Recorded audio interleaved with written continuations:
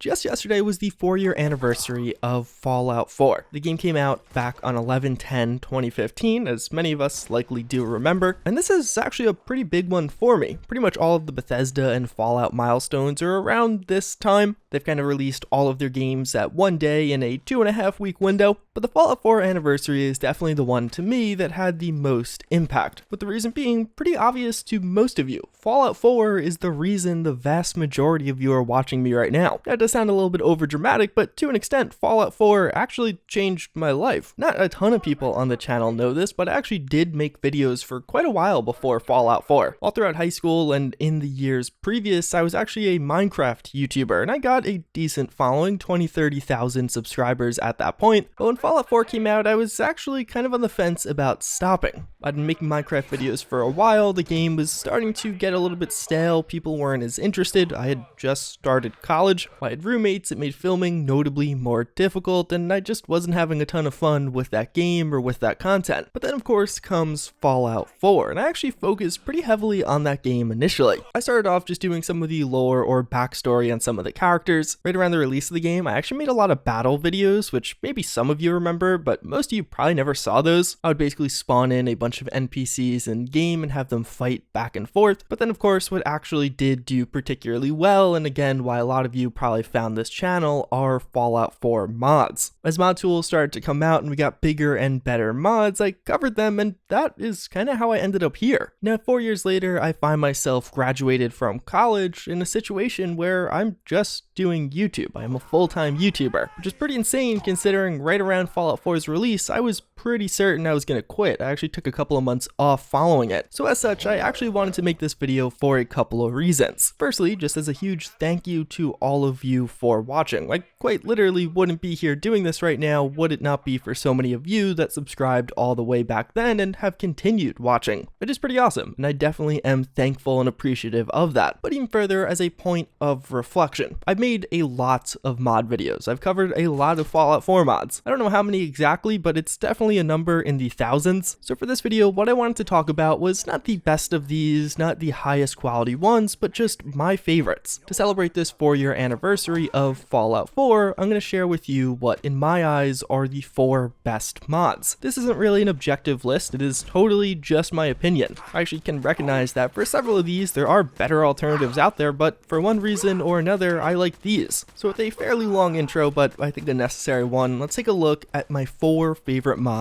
for Fallout 4. The first of which on this list is actually not super exciting and probably not super surprising. That is survival options. So this is one of those mods that you actually don't see me use all that much because it isn't super glamorous in its own right. What survival options is going to do is give you a variety of ways to customize Fallout 4's survival mode. You could toggle certain features on and off, you could change certain values, but really what it does is add a further level of customization with this game. It's a massively popular mod that gives you a lot of options for how you want to play Fallout 4, and that's actually why I like it. If you've never played Fallout 4 on survival mode, it's really the way to play. I think it adds a totally new level of depth to the game and just makes the gameplay overall a lot more interesting. With that being said, there are several aspects of it I really don't like, and getting to turn those off is one of the main reasons I use this. I'm not the best at the game, so being able to save and not lose progress every time I die is pretty essential for me. But one of the biggest things I like about survival options are actually in the damage changes and configurations you can use. So my favorite way to play Fallout 4, and I honestly don't do this a ton on camera, is with high damage received and dealt. Basically making it so you just deal a ton of damage to enemies, but they also deal a ton of damage to you. You will get one-shot a lot, but also one-shot other people a lot. This makes the combat in this game fast-paced, interesting, and I absolutely love it. If you've never tried this, I would highly recommend doing so. It really does change things up quite a bit. You're gonna have to think and plan a lot more. Taking down enemies from afar is way more viable, which is also my preferred playstyle. But when you are in a tough situation, or when there are a ton of enemies running at you at the same time, it gets tense. Playing this way will get your heart beating, but I think it makes the game a lot more fun and enjoyable. Although, outside of that, the mod that probably has the biggest impact, that you have actually seen me use the most out of every mod on this channel is Vogue ENB. People ask me all the time, it's probably my single most asked question around Fallout 4, what visual mods do I use? And the beauty of this is I actually quite literally only use one. Sometimes during videos I'm testing out some others so they might be installed, but from mod list to mod list, from load order to load order, the only mod I have installed consistently is Vogue ENB. For those of you that think my game looks so good in the background, the only reason is this ENB. I don't have any retextures on right now, no other weather mods are installed. I guess I should actually explain what the mod does. It's basically going to change some of the lighting and visuals of this game. I like this because I think it makes things look better, but just in a realistic way. To me, it feels like Fallout 4 enhanced. It still is that original and familiar art style. It's not trying to change the way the game looks per se, but it's trying to improve the way the game looks, and I think it does a really good job of that. And put simply, since I've actually downloaded this one way back in 2016, although I've temporarily changed it or messed around with other settings to try other ENBs or for videos, every single time I've found myself coming back to this one. So I feel like those first two were pretty obvious or pretty easy choices. They're mods that a lot of people use and love. I'm definitely not alone in doing so, but this next one, although pretty popular, is not nearly as popular and may surprise some of you. That is Depravity. So this mod actually only came out a couple of months ago, back in August of 2019, but it has very quickly become one of my favorites of all time. It is one that I've probably put more hours into than any other mod for Fallout 4. So at its core, Depravity is a quest mod. It'll add in new and interesting stories, unique ways to tackle certain problems. Naturally, that's not new. There are a ton of mods that add in new or additional quests into this game, and although many of those are really good and I enjoy them, the reason I like Depravity so much more is it actually hooks into vanilla Fallout 4. Your quests aren't taking you to new and unique locations, they're actually taking you to very familiar and places you've probably been already. What Depravity really does well is give you an alternate route to complete some of the early parts of Fallout 4's story, which for me is the most tedious. It's the part of the story I have done the most now 4 years later. There is some unique content, new characters that you've never seen or interacted with before, but also all throughout it you're going to be interacting with or talking to characters that you are very familiar with. But you'll find new choices, new dialogue options, and just an additional level of depth to this game. I really love this one, I think, because it has that two-pronged approach. On one hand, it is just a bunch of cool new stories, a bunch of cool new quests for you to complete, but since these are added into the main story of Fallout 4, it also gives you a ton of additional RPG options with this game. You could go the evil playthrough. It adds more depth to Diamond City and Good Neighbor, additional quests and objectives there. There are a couple of other mods to do something similar to this. Sim Settlements Conqueror is definitely a close runner-up for me, but at this point in time, my favorite quest mod easily is Depravity for Fallout 4, and it's probably going to stay there for a while. And if for some reason you haven't tried this one, it is a great reason to start a totally new playthrough. Although for this fourth one, I actually really struggled to pick one. The first three mods in this video were kind of clear-cut winners for me. There's stuff I knew I loved, while the fourth option, there was a lot of stuff I really like for this game. A lot of great mods. But trying to choose one that stood out among all of them as one of my favorites from the past 4 years of coverage was actually kind of difficult. But as I contemplated and thought, one mod that I kept coming back to was actually Raider Children and Other Horrors of the Commonwealth. So I know a lot of you will probably read that or even just hear that title and be like, what? So what this mod is going to do is actually a wide variety of different things for Fallout 4. And it's definitely not for everyone, I can recognize that right off the bat. From release back in 2016, it adds in a very gritty side to the Raiders of Fallout. That is, now among the Raiders you will find Raider Children. It's dark, it's messed up, and it's one of those things that I think makes the game just feel quite a bit more realistic. When you encounter Raider Children in game, it's one of those things that kind of wakes you up a little bit. Typically you're just taking down Raiders, not putting too much thought into it, but then you'll find a Raider Children flank you and you're like, oh wow, that was actually very grim reality-esque. This mod actually does this in a really good way. It's a very well fleshed out mod. All these new Raider Children are actually hand placed at many of the major Raider settlements. You're gonna find them among their ranks, but also sometimes they'll just be sent out first, which makes things even darker, or other times they'll actually be strategically positioned to flank you. They won't attack you immediately, they'll only attack you once you run past them, which feels very realistic and also pretty dark.